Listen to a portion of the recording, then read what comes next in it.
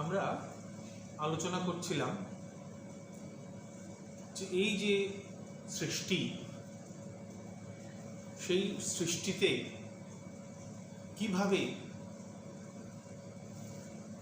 এই জড় জগৎ থেকে ধীরে ধীরে আমরা সেই পরমাত্মা, পরম ব্রহ্ম, যাকে কখনো বিষ্ণু বলা হয়েছে, যাকে কখনো পুরুষ বলা হয়েছে, পরম পুরুষ বলা হয়েছে, সেই দিকে যাত্রা কিভাবে করা যায় তারই বিশদ ব্যাখ্যা নানাভাবে কঠোপনিষদে করা হয়েছে।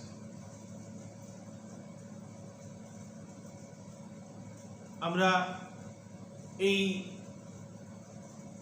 স্থূল থেকে সূক্ষ্মের দিকে যে যাত্রা, সেই যাত্রার পথের বর্ণনা যেভাবে করা হয়েছে কঠোপনিষদে, সেই প্রসঙ্গে আলোচনা করছিলাম। আমরা এবার আমাদের আলোচনা আরো একটু এগিয়ে নিয়ে যাচ্ছি এই পথেই। আমাদের এই প্রথম অধ্যায়ের তৃতীয় বল্লীর যে 11 নম্বর মন্ত্র, সেখানে বলা হচ্ছে মহতা পরমব্যক্তম অব্যক্তাৎ পুরুষঃ পরঃ পুরুষান্ন পরং কিঞ্চিৎ সা কাষ্ঠা সা পরাগতি। বলা হচ্ছে যে আমরা আগে দেখেছি যে হিরণ্যগর্ভই হচ্ছে সৃষ্টির প্রথম প্রকাশ। এই হিরণ্যগর্ভ থেকেও আরো শ্রেষ্ঠ, আরো মহৎ হচ্ছে মায়া।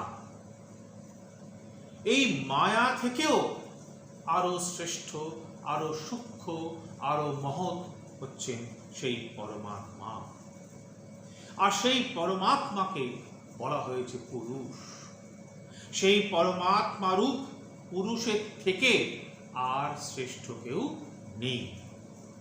কাজেই সেই পরমাত্মা রূপ যে পুরুষ, তিনি সূক্ষ্মতার শেষ সীমা, অর্থাৎ তার থেকে সূক্ষ্মতর আর কিছু আমরা কল্পনা করতে পারি না। এবং তিনি জীবের পরম গতি, তিনি পরম প্রাপ্তব্য। এই যে বলা হলো হিরণ্যগর্ভ থেকেও সূক্ষ্মতর হচ্ছে মায়া।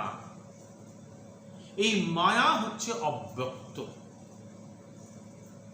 কারণ মায়া থেকেই হিরণ্যগর্ভের শরীর এবং তার উপাধির সৃষ্টি। কাজে হিরণ্যগর্ভের কারণ হচ্ছে মায়া।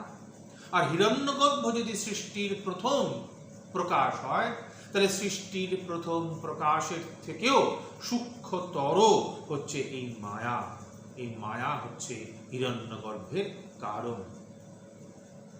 কাজে এই মায়া হিরণ্যগর্ভ থেকেও সূক্ষ্মতর, ব্যাপকতর এবং প্রত্যগাত্মা। প্রত্যক মানে যেটা সবচেয়ে কাছে, যেটা সবচেয়ে প্রিয়। কাজেই এই যে মায়া, যে কিনা হিরণ্যগর্ভ থেকেও সূক্ষ্মতর, তাকেই বলা হচ্ছে প্রত্যগাত্মা। এবং এই মায়া, যার আরেক নাম হচ্ছে অব্যক্ত, কেননা তখনও তো প্রকাশ বা সৃষ্টি শুরু হয়নি। সৃষ্টি শুরু হলো হিরণ্যগর্ভকে দিয়ে। কাজে এই মায়া হচ্ছে জগতের বীজ, অর্থাৎ জগতের কারণ। মায়া স্বতন্ত্রভাবে কারণ নয়, কিন্তু ব্রহ্মে আশ্রিত শক্তিরূপে মায়াই জগতের কারণ। এবং এই মায়া থেকেই এই ব্যক্ত সৃষ্টির উদ্ভব। ব্যক্ত সৃষ্টির পূর্বে এই সৃষ্টির সমস্ত কিছু, নাম রূপ ইত্যাদি কোথায় ছিল? মায়ার মধ্যেই নিহিত ছিল। কি রূপে নিহিত ছিল? অব্যক্ত রূপে, অপ্রকাশিত রূপে নিহিত ছিল। যেহেতু কোনো অভাব থেকে কোনো ভাব পদার্থের উৎপত্তি হয় না। কাজে এই যে সৃষ্টি, হিরণ্যগর্ভ থেকে শুরু করে এই যে সৃষ্টি, এই সৃষ্টি যে কারণ, সেই কারণের মধ্যে এই সৃষ্টির সমস্ত বীজ সুপ্ত ছিল। এই নাম রূপাত্মক এই যে সৃষ্টি, তা অব্যক্ত রূপে মায়ার মধ্যে বীজ রূপে ছিল। সেই কারণেই মায়া হচ্ছে অব্যক্ত নাম রূপাত্মক, আর এই সৃষ্টি হচ্ছে ব্যক্ত নাম রূপাত্মক।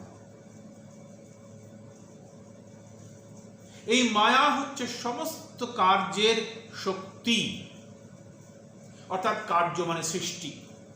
এই সমস্ত সৃষ্টির মূল শক্তি নিহিত আছে মায়ার মধ্যে। কাজেই এই মায়া হচ্ছে এই যে স্থূল ভূত জগৎ, এই যে জড় জগৎ, এই জড় জগতের সমস্ত শক্তির মূল কারণ হচ্ছে মায়া। তাই মায়াকে বলা হয়েছে সর্বকার্য কারণ শক্তি সমাহার রূপম। সমস্ত কার্যের যে কারণ রূপ যে শক্তি, তার সমাহার অথবা তার সমষ্টি বা তার উপস্থিতি আমরা কোথায় দেখতে পাই? এই মায়ার মধ্যে দেখতে পাই। প্রলয় কালে যখন সৃষ্টি আর থাকে না, অর্থাৎ কার্য যখন থাকে না, তখন তা এই কারণ রূপ মায়াতে লীন হয়ে যায়, অব্যক্তভাবে অবস্থান করে। কাজেই যাকে আমরা সৃষ্টি বলছি, সেটা আসলে অব্যক্ত থেকে ব্যক্ত রূপে প্রকাশ, সেটাই হচ্ছে সৃষ্টি। ঠিক তারপরেই এই কথাটি বলা হয়েছে, শঙ্করাচার্য তার ভাষ্যে বলেছেন অব্যক্তাব্যকৃতাকাশাদি নাম বাচ্যম। তাহলে মায়ার নাম হচ্ছে অব্যক্ত, অব্যাকৃত অর্থাৎ যার বিকার নেই, যার পরিবর্তন নেই, ও আকাশ ইত্যাদি। কাজেই মায়া শব্দের আমরা মায়া শব্দটিকে ব্যবহার না করে পর্যায় শব্দ রূপে আমরা অব্যক্ত, অব্যাকৃত বা আকাশ এই শব্দগুলো বলতে পারি। কাজেই এই মায়ার মধ্যে, অব্যক্ত মায়ার মধ্যে সকল সৃষ্টি সুপ্ত হয়ে আছে। যেমন উদাহরণ দিয়ে বলা হয়েছে, যেমন বিশাল বটবৃক্ষ, তার যে বৈচিত্র্য, তার যে এত পাতা, তার যে এই রূপ, এই সমস্ত কিছু কিন্তু বটবৃক্ষের ওই যে ছোট্ট বীজ, সেই বীজের মধ্যেই নিহিত থাকে। কাজেই বটবৃক্ষ শক্তি যেমন বটবৃক্ষের বীজের মধ্যে নিহিত থাকে, তেমনি এই সমস্ত শক্তি যা প্রকাশিত হয়েছে, যা ব্যক্ত হয়েছে এই সৃষ্টির মধ্যে, তা সমস্ত এই মায়ারূপ যে শক্তি, যেটি কিনা ব্রহ্মের শক্তি, তার মধ্যেই সেটা নিহিত থাকে। তাই এই মায়া হিরণ্যগর্ভ থেকেও শ্রেষ্ঠ বা সূক্ষ্মতর, এই কথা বলা হয়েছে। আবার এই মায়া থেকে আরো শ্রেষ্ঠ, আরো সূক্ষ্মকে সেই পুরুষ, সেই পরমাত্মা। এই পরমাত্মাই হচ্ছে সূক্ষ্মতর মায়ার থেকে। আর যেহেতু তার চেয়ে সূক্ষ্ম আর কেউ নেই, তাই আমরা এই পরমাত্মাকে বলি তিনি পুরুষ। পুরুষ কথাটা মানে কি? যিনি সকলকে পূরণ করেন, অর্থাৎ যিনি সর্বব্যাপী, সমস্ত জায়গায় যিনি উপস্থিত থাকেন, তিনিই পুরুষ। কাজেই সেই যে পরমাত্মা, তাকে পুরুষ নামে এখানে আখ্যায়িত করা হয়েছে। আমরা আগেও দেখেছি বিষ্ণু শব্দটির ব্যাখ্যা প্রসঙ্গে, যিনি সর্বত্র ব্যাপৃত হয়ে আছেন, তিনি বিষ্ণু। এখানেও আমরা দেখলাম পুরুষ শব্দের অর্থ হচ্ছে যিনি সকল কিছুতে ব্যাপৃত হয়ে আছেন। এই যে পুরুষ, পুরুষাৎ না পরং কিঞ্চিৎ, এই পুরুষের থেকে, এই পরমাত্মারূপ পুরুষের থেকে আর শ্রেষ্ঠ কেউ নেই, আর সূক্ষ্মতর কেউ নেই। সেই কারণেই এই পরমাত্মারূপ পুরুষকে বলা হয়েছে সা কাষ্ঠা। কাষ্ঠা মানে সীমা, শেষ, তারপরে আর কিছু নেই। কিসের সীমা? সূক্ষ্মত্বের সীমা, ব্যাপকত্বের সীমা এবং প্রত্যগাত্মত্বের সীমা। তাই বলা হচ্ছে এই যে পরমাত্মা, যাকে বলা হয়েছে পুরুষ, তিনি সূক্ষ্মতম, অর্থাৎ তার চেয়ে সূক্ষ্ম আর কেউ নেই। তিনি ব্যাপকতম, তার চেয়ে ব্যাপক আর কেউ নেই। তিনি প্রত্যগাত্মতম, অর্থাৎ তার মতো আর প্রিয়, প্রত্যক, কাছে কেউ নেই। কাজেই তিনি শেষ সীমা, এবং যেহেতু তিনি শেষ সীমা, তাই তাকে বলা হয়েছে সা পরাগতি। তিনি জীবের শেষ গতি, তিনি জীবের পরম প্রাপ্তব্য, তিনি শ্রেষ্ঠ গতি। কাজেই যে জীব বিবেক বুদ্ধি সম্পন্ন হয়ে ইন্দ্রিয় মন ইত্যাদি সংযত করে শ্রুতিবাক্য অবলম্বন করে যিনি তার ওই মুখ্যের পথে রবেন, তিনি এই যে পরম পুরুষ, যার চেয়ে সূক্ষ্ম আর কেউ নেই, যার চেয়ে প্রত্যগাত্ম আর কেউ নেই, যার চেয়ে ব্যাপকতর আর কেউ নেই, সেই রকম পুরুষকে তিনি লাভ করবেন। এই কথাই এই মন্ত্রের দ্বারা বলা হয়েছে। পরবর্তী মন্ত্রে এই যে পরমাত্মারূপ পুরুষ, তার যে সূক্ষ্মত্ব, সেই বিষয়ে বর্ণনা করতে গিয়ে বলা হয়েছে এষ সর্বেষু ভূতেষু গূঢ়ো আত্মা ন প্রকাশতে দৃশ্যতে ত্বগ্রয়া বুদ্ধ্যা সূক্ষ্ময়া সূক্ষ্মদর্শিভি। এই যে পরমাত্মা, যাকে বলা হয়েছে পুরুষ, তিনি সমস্ত প্রাণীর মধ্যে প্রচ্ছন্ন হয়ে আছেন। সর্বেষু ভূতেষু, সকল প্রাণীর মধ্যে তিনি উপস্থিত। কিন্তু একই সাথে কি রহস্য? তিনি আত্মারূপে সহজে প্রকাশিত হন না। হন না বলেই তো আমরা দেহকেই আত্মা বলে মনে করি, ইন্দ্রিয়কে আত্মা বলে মনে করি, ইত্যাদি ইত্যাদি। এটাই তো আমাদের অবিদ্যা। কাজেই তিনি সর্বপ্রাণীর মধ্যে আছেন, সর্বেষু ভূতেষু, কিন্তু ন প্রকাশতে, আত্মারূপে তার প্রকাশ হয় না। কেবলমাত্র যারা সূক্ষ্মদর্শী, অর্থাৎ যারা এই সূক্ষ্মত্বকে দর্শন করতে পারেন, যারা বিচারশীল, যারা একাগ্র, তারা এই সূক্ষ্ম বুদ্ধির দ্বারা এই আত্মার সাক্ষাৎকার করতে পারে। তাহলে আত্মা, সেই পুরুষ, তাকে বলা হয়েছে সা কাষ্ঠা, সা পরাগতি। তিনি জীবের পরম প্রাপ্তব্য, তিনি জীবের পরম আশ্রয়। কিন্তু সেই যে পরম প্রাপ্তব্য, পরম আশ্রয়, তা অত্যন্ত সূক্ষ্ম, এবং সেই কারণেই এই বিষয়ে সাধারণ মানুষের মধ্যে এত অজ্ঞান, এত অবিদ্যা প্রচলিত আছে। কাজেই সেই পরমাত্মার জ্ঞানই এখানে গতি শব্দের দ্বারা বোঝানো হয়েছে। গতি মানে আমরা এক জায়গা থেকে আরেক জায়গায় যাই।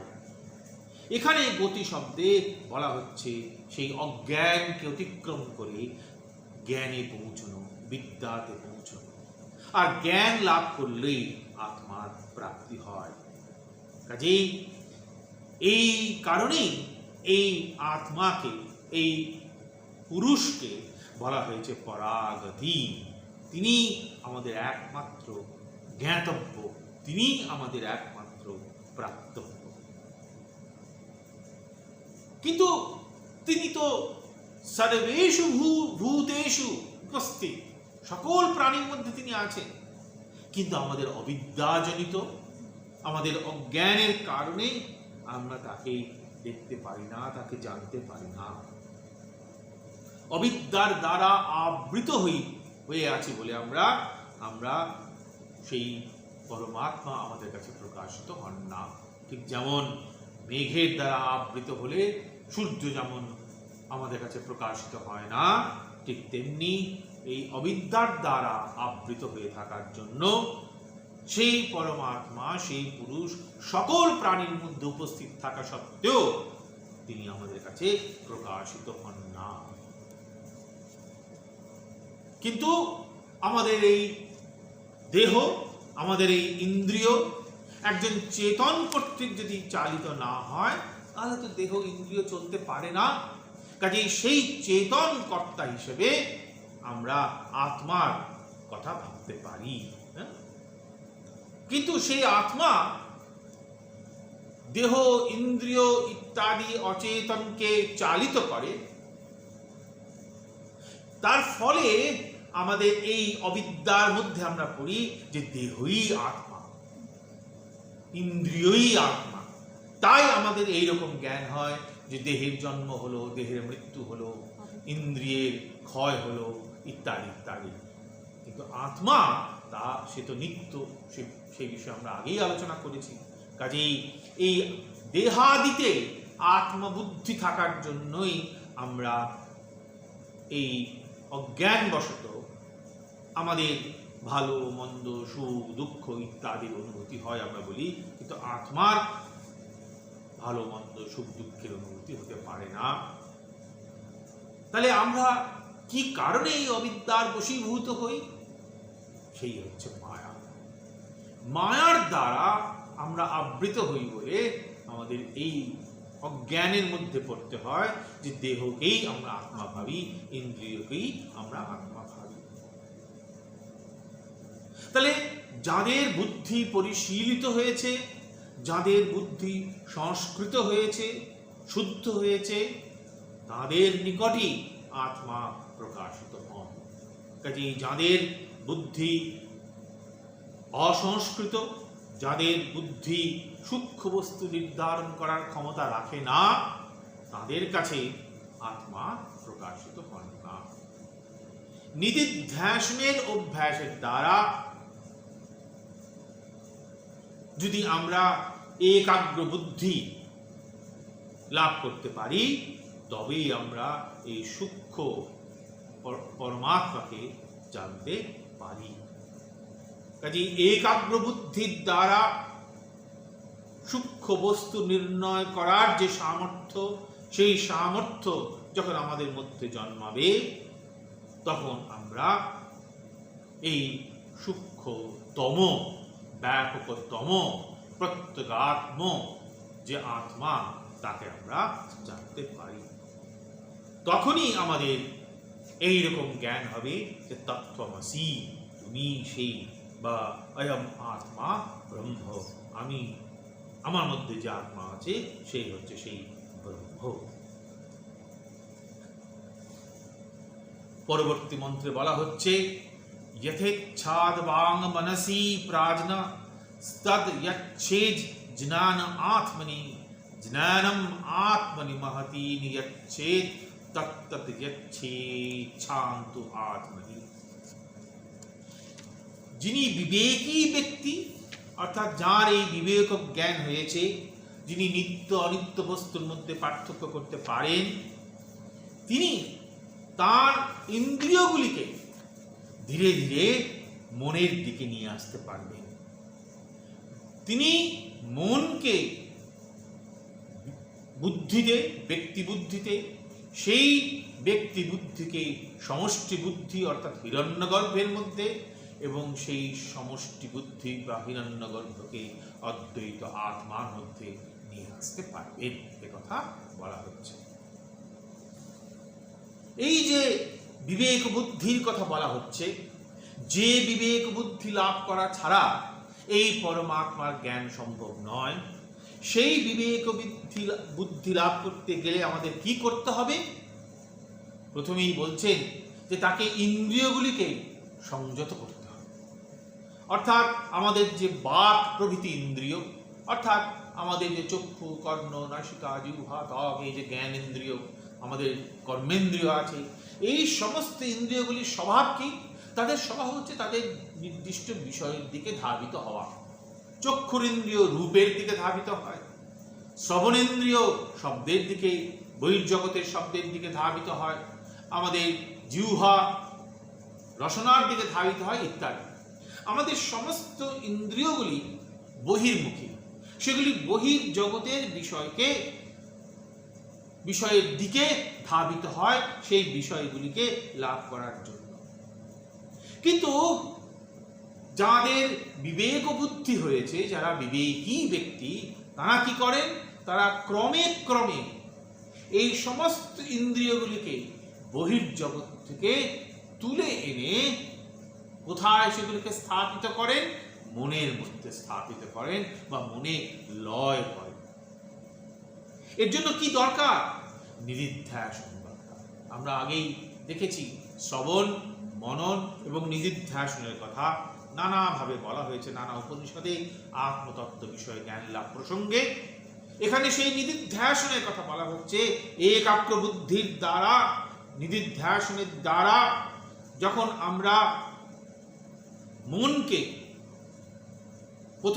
প্রথমত ইন্দ্রিয়গুলিকে মনের মধ্যে লয় করা, তারপর মনকে ধীরে ধীরে আত্মার মধ্যে লয় করা, এইগুলো যদি করতে পারি তবে আমরা ধীরে ধীরে এই পরম পুরুষ যে আত্মা তার জ্ঞান লাভ করতে পারব।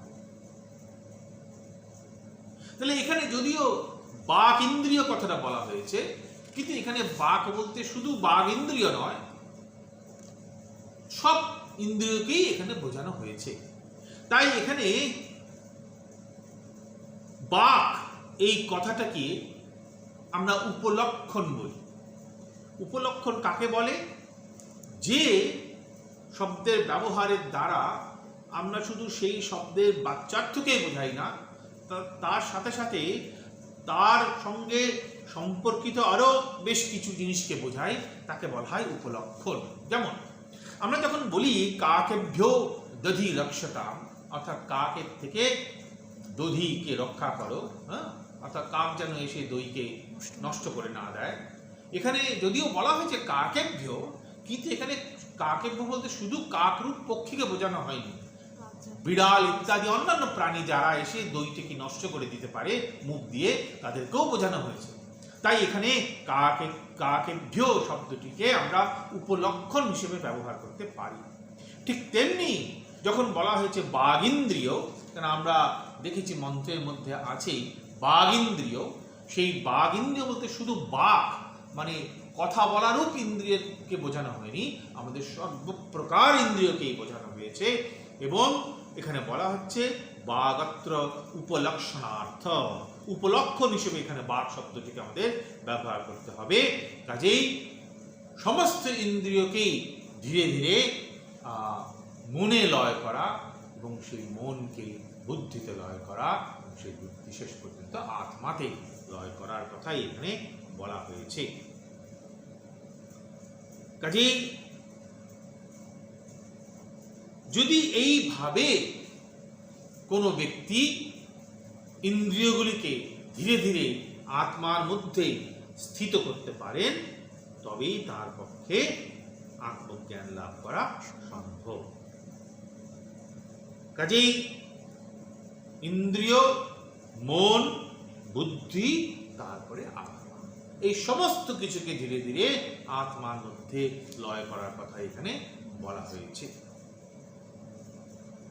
এখানে বলা হয়েছে যে এই যে সমষ্টি বুদ্ধিতে লয় করা মানে হিরণ্যগর্ভের মধ্যে লয় করা, যেহেতু হিরণ্যগর্ভ সৃষ্টির প্রথম পর্যায়, প্রথম প্রকাশ, তাই হিরণ্যগর্ভের মধ্যে লয় করার কথা বলা হচ্ছে। এবং হিরণ্যগর্ভ স্বচ্ছ স্বভাব, তাই হিরণ্যগর্ভকে বলা হয়েছে প্রথমজ, প্রথম জাত সৃষ্টির পথে। কাজেই হিরণ্যগর্ভই হচ্ছে একেবারে সেই পরম কারণ, যাকে ঈশ্বর বলি, যাকে আমরা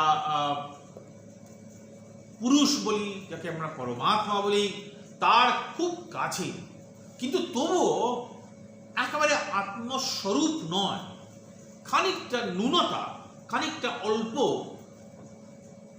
ভাব, সূক্ষ্মতার দিক থেকে, ব্যাপকতার দিক থেকে, প্রত্যগাত্মত্বের দিক থেকে হিরণ্যগর্ভের মধ্যে আছে। কাজেই যদিও আমরা হিরণ্যগর্ভকে জ্ঞানী বলি, কিন্তু হিরণ্যগর্ভ কিন্তু আমাদের শেষ নয়। হিরণ্যগর্ভ থেকেও আমাদের যার থেকে এই হিরণ্যগর্ভ এসছে, অর্থাৎ সেই পরমাত্মা, সেই পরম পুরুষ, তাতে সব কিছু লয় করার কথা বলা হচ্ছে। এবং তাতে যদি সব কিছু লয় করা হয়, তখনই শান্ত আত্মাকে আমরা লাভ করতে পারি, যে আত্মা আমরা আগেই আলোচনা করেছি অবিকারী, যার মধ্যে কোনো রকমের বিকার বা পরিবর্তন নেই। এই আলোচনার পরিপ্রেক্ষিতে পরবর্তী মন্ত্রে বলা হচ্ছে, উত্তিষ্ঠত জাগ্রত প্রাপ্য বরান নিবোধত সুজস্য ধারা নিশিতা দুরত্তয়া দুর্গম পথস্তৎ কবয়োর বদন্তি। খুব বিখ্যাত কথা। উপনিষদে, কঠোপনিষদে বলা হচ্ছে যে এই যে পরমাত্মা, যা কিনা আমাদের পরম গতি, যা কিনা আমাদের পরম প্রাপ্তব্য, তাকে লাভ করার জন্য এবার উত্তিষ্ঠত জাগ্রত, ওঠো, জাগো। যারা ব্রহ্মবিদ আচার্য, যারা সেই পরমাত্মাকে জেনেছেন, তাদের কাছে যাও, তাদের নিকট উপস্থিত হও, তাদের উপদেশ থেকে এই আত্মজ্ঞান লাভ করো। আর এই আত্মজ্ঞানের পথ কিরকম? সুজস্য ধারা নিশিতা দুরত্তয়া। খুরের ধার যেমন দুর্গম, একটুখানি যদি আমরা অন্যমনস্ক হয়ে খুর ব্যবহার করি, তাহলে আমাদের রক্তপাত হতে পারে, দুর্ঘটনা ঘটতে পারে। ঠিক এই আত্মজ্ঞান লাভ করার পথও সেই রকম দুর্গম। দুর্গম পথস্তৎ কবয়োর বদন্তি। যারা কবি, অর্থাৎ যারা ঋষি, যারা ব্রহ্মজ্ঞ পুরুষ, তারা বলেন এই আত্মতত্ত্ব জ্ঞান লাভ করার পথটি অত্যন্ত দুর্গম। আমরা আগেই দেখলাম যে বহিরিন্দ্রিয়গুলিকে তাদের বিষয় থেকে তুলে নিয়ে এসে শেষ পর্যন্ত আত্মাতে সেগুলোকে লয় করার কথা বলা হয়েছে।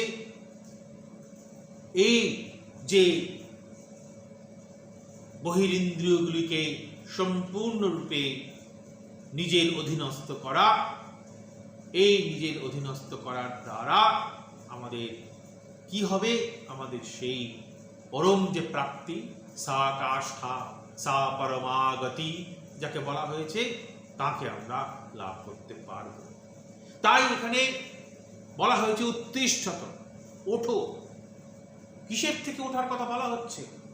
অনাদি অবিদ্যার থেকে বেরিয়ে আসার কথা বলা হচ্ছে। আমরা সাধারণ মানুষ সকলেই এই অনাদি অবিদ্যার ঘুমে যেন ঘুমন্ত হয়ে আছে। সেই ঘুম থেকে, সেই নিদ্রা থেকে উঠে আসার কথা বলা হয়েছে। সেই অজ্ঞানরূপ নিদ্রা থেকে জাগ্রত হওয়ার কথা বলা হচ্ছে। ব্রহ্মবিদ আচার্যগণের কাছে যেতে বলা হচ্ছে, তাদের কাছ থেকে আত্মতত্ত্ব শ্রবণ করার কথা বলা হচ্ছে। প্রাপ্য বরান নিবোধত। গুরুর উপাসনা, গুরু উপদিষ্ট যে পথ এবং তার উপদিষ্ট যে আত্মতত্ত্ব, তাকে শ্রবণ করার কথা বলা হয়েছে। কাজেই গুরু উপদিষ্ট, এখানে গুরু বলতে যিনি ব্রহ্মবিদ আচার্য, তাকেই বোঝানো হয়েছে, যিনি নিজে এই আত্মতত্ত্বের জ্ঞান লাভ করেছেন। তার কাছে গিয়ে তার উপদেশ অনুসারে, তার উপদিষ্ট যে আত্মতত্ত্ব, তাকে শ্রবণ করার কথা বলা হয়েছে। নিবোধত, জ্ঞান লাভ করো, অর্থাৎ আত্মতত্ত্ব সম্বন্ধে জ্ঞান লাভ করার উপায় ওই গুরুর উপদেশ শ্রবণ করে তদ অনুযায়ী নিজেকে পরিচালিত করা। নিবোধত শব্দের অর্থ হচ্ছে তত্ত্বজ্ঞান লাভের জন্য শ্রবণ, তারপর মনন এবং নিদিধ্যাস। এই তিনটি হচ্ছে নিবোধত শব্দের অর্থ। তাই জ্ঞান লাভের জন্য যে সমস্ত অনুষ্ঠান করা দরকার গুরুর উপদেশ অনুসারে, সেইগুলিকে পালন করার কথা, অনুসরণ করার কথা নিবোধত শব্দটির দ্বারা বোঝানো হয়েছে। কিন্তু একই সাথে কঠোপনিষদ মুমুক্ষু ব্যক্তিকে সাবধান বাণী করে দিচ্ছে যে দুর্গম পথস্থ, এই পথ অত্যন্ত দুর্গম, অর্থাৎ এই আত্মতত্ত্ব এত সূক্ষ্ম যে তা সহজে বুদ্ধিতে ধারণা করা যায় না। কিন্তু এই আত্মতত্ত্বই আমাদের গন্তব্য, আমাদের পথ, আমাদের পরমাগতি। এবং কবি অর্থাৎ যারা মেধাবী, যারা জ্ঞানী ব্যক্তি, তারা একে দুর্গম বলেই বলেন এবং সেই দুর্গম পথেই এগোনোর কথা, অগ্রসর হওয়ার কথা কঠোপনিষদে বলা হয়েছে। তারপরের মন্ত্রে বলা হয়েছে অশব্দম অস্পর্শম অরূপম অব্যয়ং তথারসং নিত্যম অগন্ধবচ্চয়ৎ অনাদ্যন্তরং মহতঃ পরং ধ্রুবং নিচায় তন্মৃত্যুমুখাৎ প্রমুচ্যতে। এই যে পরমাত্মা, এই যে পুরুষ, তিনি কিরকম? তিনি অশব্দ, তাকে শব্দ দিয়ে বর্ণনা করা যায় না। স্পর্শ, রূপ, রস, গন্ধ কোনো দিয়েই তাকে ধরা যায় না। তিনি অব্যয়, মানে তার কোনো বিকার নেই, পরিবর্তন নেই। তিনি নিত্য, তিনি অনাদি, তিনি অনন্ত, তিনি বুদ্ধি থেকে ভিন্ন, তিনি কূটস্থ। কিন্তু তাকেই সাক্ষাৎ করে যারা জ্ঞানী ব্যক্তি, তারা অবিদ্যা, কামনা, কর্মরূপ বন্ধন থেকে নিজেকে মুক্ত করতে পারে। কাজে এই যে আত্মতত্ত্বের কথা বলা হচ্ছে, অতি সূক্ষ্ম এই আত্মতত্ত্ব লাভ করা কষ্টকর। আমরা আগেই দেখেছি দুর্গম পথস্থ বলা হচ্ছে, পথ অত্যন্ত দুর্গম। কেন দুর্গম? তার কারণ আমরা যখন আমাদের সাধারণ অভিজ্ঞতা দিয়ে এই আমাদের চতুষ্পার্শ্ববর্তী পৃথিবীকে বোঝার চেষ্টা করি, সেখানে শব্দ, স্পর্শ, রূপ, রস, গন্ধ দিয়েই তাকে বুঝি, এই পৃথিবীকে বুঝি। এই যে স্থূল জড়জগৎ, তাকে আমরা শ্রোত্র, ত্বক, চক্ষু, রসনা, ঘ্রাণেন্দ্রিয় দিয়েই তাকে জানার চেষ্টা করি, বোঝার চেষ্টা করি। কিন্তু এই আত্মা শব্দ, স্পর্শ, রূপ ইত্যাদি ঊর্ধ্বে, তাই তাকে সহজে জানা যায় না। এই দুর্লভ জ্ঞান একমাত্র যারা আত্মতত্ত্ববিদ তারাই লাভ করেছেন। কাজেই আত্মা অত্যন্ত সূক্ষ্ম, অত্যন্ত ব্যাপক, অত্যন্ত শুদ্ধ, অত্যন্ত নিত্য, এবং কোনো রূপ, রস, গন্ধ, শব্দ, স্পর্শ ইত্যাদি তাকে জানা যায় না। তাই বলা হয়েছে অশব্দম অস্পর্শম অরূপম অরসম গন্ধবম। এবং যেহেতু শব্দ, স্পর্শ, রূপ দিয়ে তাকে জানা যায় না, তাই তিনি অব্যয়, তার কোনো ব্যয় নেই, তার কোনো পরিবর্তন নেই, তাই তিনি নিত্য, তিনি অনাদি, তার আর কোনো কারণ নেই। তাই সেই কারণেই তো সেই আত্মাকে বলা হয়েছে পরম পুরুষ। তার কোনো কার্যও নেই, তার যেমন কোনো কারণ নেই, তার কোনো কার্যও নেই, অর্থাৎ তার থেকে কিছু সৃষ্টি হয়নি। এই যে আমরা দেখছি, এই সৃষ্টি তাহলে কোত্থেকে হলো?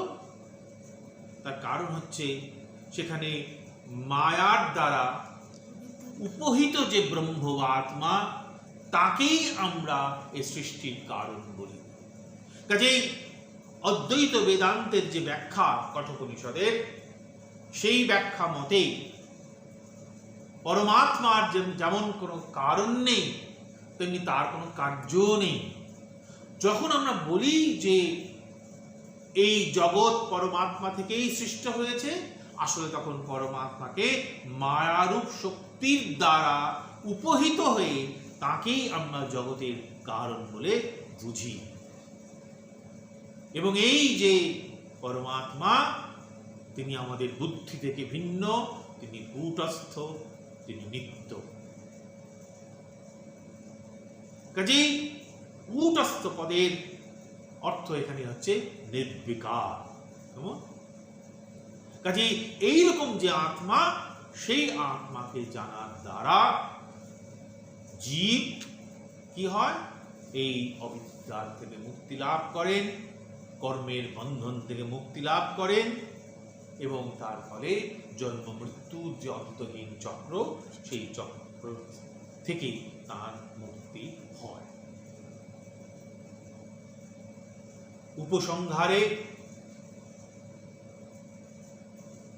যমরাজ বলছেন, নাচিকেতম উপাখ্যানং মৃত্যু প্रोक्तं সনাতনম উক্ত্বা শ্রুত্বা চ মেধাবী ব্রহ্মলোকে মহীয়তে। এই যে ব্রহ্মজ্ঞানের কথা বলা হলো, এই যে আত্মজ্ঞানের কথা বলা হলো, আত্মজ্ঞানের স্বরূপ, আত্মজ্ঞান লাভের উপায় ইত্যাদি যে বলা হলো, এগুলো কে বললেন? যমরাজ বললেন। কাকে বললেন? নচিকেতাকে বললেন।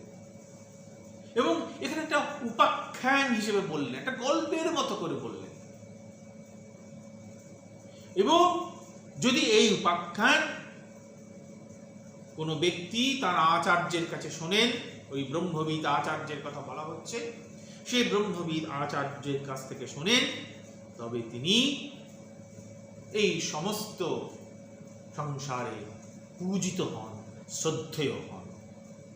কাজেই কঠোপনিষদের প্রথম অধ্যায়ে 3টি বল্লিতে, প্রথম, দ্বিতীয় এবং তৃতীয় 3টি বল্লিতে যম এবং নচিকেতার প্রশ্ন এবং উত্তর রূপে যে উপাখ্যান আমরা পেলাম, সেই উপাখ্যান যদি কেউ শ্রবণ করেন, তাকে জানেন, বোঝেন, তবে তিনি আত্মজ্ঞানের পথে এগিয়ে যেতে পারবেন।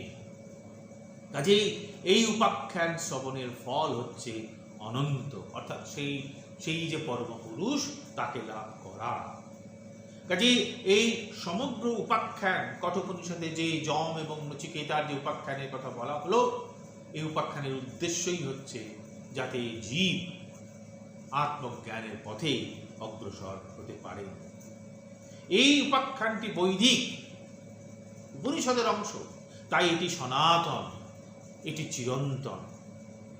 এবং সাধারণ ভারতীয় বিশ্বাসে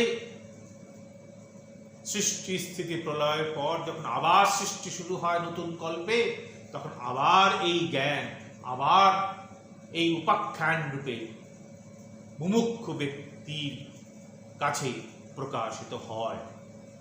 কাজেই যেমন সৃষ্টির পূর্বেও সৃষ্টি ছিল আরেকটি কল্পে, তেমনি এই যে উপাখ্যান, যম এবং নচিকেতার যে উপাখ্যান, এটা কোনো ব্যক্তি কর্তৃক রচিত নয়, এইটা চিরন্তন, শাশ্বত। এটা প্রত্যেকটি কল্পে যখন নতুন করে সৃষ্টি হয়, তখন তার পুনঃপ্রকাশ ঘটে মাত্র। যে ব্যক্তি ব্রহ্মবিদ আচার্যের কাছে এই যম এবং নচিকেতার উপাখ্যান শ্রবণ করেন, তিনি নিজেও উপাস্য হন, নিজেও শ্রদ্ধেয় হন, এবং কালক্রমে তিনি নিজে ব্রহ্মজ্ঞান লাভ করেন। শেষে বলা হয়েছে, ইয় ইমং পরমং গুহ্যং শ্রাবয়েদ ব্রহ্ম সংসদি প্রয়ত শ্রাদ্ধ কালে বা তদানন্ত্যায় কল্পতে, তদানন্ত্যায় কল্পতে। বলা হচ্ছে, যে ব্যক্তি শুদ্ধ চিত্তে এই পরম যে গুহ্য, পরম কঠিন যে আত্মতত্ত্ব, যেটা বলা হলো কঠোপনিষদের 3টি বল্লির মাধ্যমে, তা শ্রবণ করেন, তা শ্রাদ্ধকালে ব্রহ্মবিদ আচার্যগণের দ্বারা উচ্চারিত হয়ে যিনি শ্রবণ করবেন, সেই শ্রাদ্ধের যে ফল, সেই ফল লাভ হবে। সেই ফলের লাভ অনন্ত অনন্ত, অর্থাৎ আত্মজ্ঞান লাভ হবে, এই কথা বলা হয়েছে। অর্থাৎ আমরা যখন শ্রাদ্ধ অনুষ্ঠান করি, সেখানে একজন ব্যক্তির মৃত্যুর পর তাকে স্মরণ করার জন্য, তাকে শ্রদ্ধা জানানোর জন্য যে শ্রাদ্ধ অনুষ্ঠান করা হয়, সেখানে এই যম এবং নচিকেতার যে উপাখ্যান, যে উপাখ্যানের মাধ্যমে আত্মতত্ত্বের কথা বলা হয়েছে, যে আত্মা নিত্য ইত্যাদি, সেই আত্মতত্ত্ব শ্রবণ করলে পর শ্রদ্ধার সাথে তবেই আমরা মুমুক্ষু রূপে সেই পরমাত্মা বা পরমপুরুষ লাভের দিকে অগ্রসর হতে পারি। আজকে আমাদের এখানে কঠোপনিষদের প্রথম অধ্যায়ের আলোচনা সমাপ্ত হল।